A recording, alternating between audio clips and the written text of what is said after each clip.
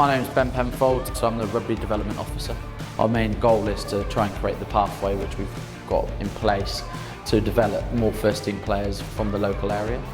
I think gone are the days where we're paying players huge sums of money. I think what we're trying to do with this careers pathway is to look at our youngest age groups at the club to hopefully develop these young kids into being first team rugby players in the future. I'm Gareth, I'm a second row at the club. I would probably be what's called a journeyman really at the club. I've been here since I was a mini at under sevens, played all the way through the age grades. Gareth is a real success story of the club. He's come through the mini and junior section. He's now a regular first team player that's played over 100 appearances for the first team. He's working as a teacher in Bedfordshire. We've seen a real sort of gap in the market of how we can attract the best type of people to Cambridge. The facilities, when I started we just had the one floor clubhouse. Now we've got obviously the suite at the top with all the seating out the front. We've got the gym, all the brand new changing facilities. I think there's been an element of growth, not just from the senior end of the club, but also the minis and juniors. I'm Casey. I'm captain of the under-18 girls.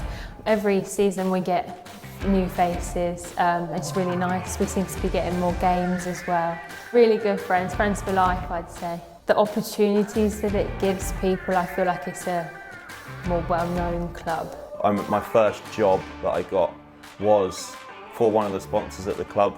Loads of different jobs, there's loads of different people that you can contact that be willing to help you. It's just really such a community club.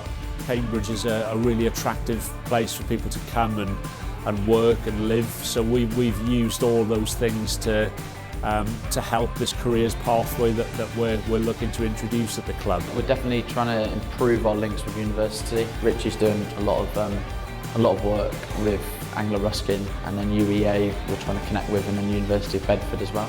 It's quite strategic what we're doing. It's still in its infancy, but I do think that medium to long term, I think that will allow us to be a lot more sustainable as a rugby club. Richie's really bought into that community element of it. The clubs that will be successful at our level are the clubs that have that real community ethos and that real family feel. One of my main goals would be to get all the first team players to know the age groups and then know at least 10 kids' names by the first name. There's a real good vibe around the club.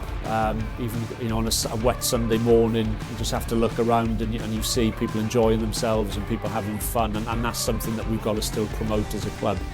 Culture's thrown around a lot in the rugby context of things, but it is so important to get that culture right, and there's lots of different ways you can do that.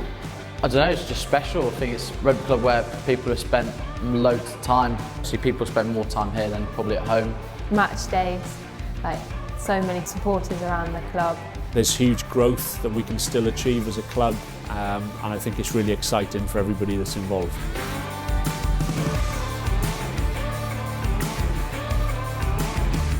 We are Blood and Sand.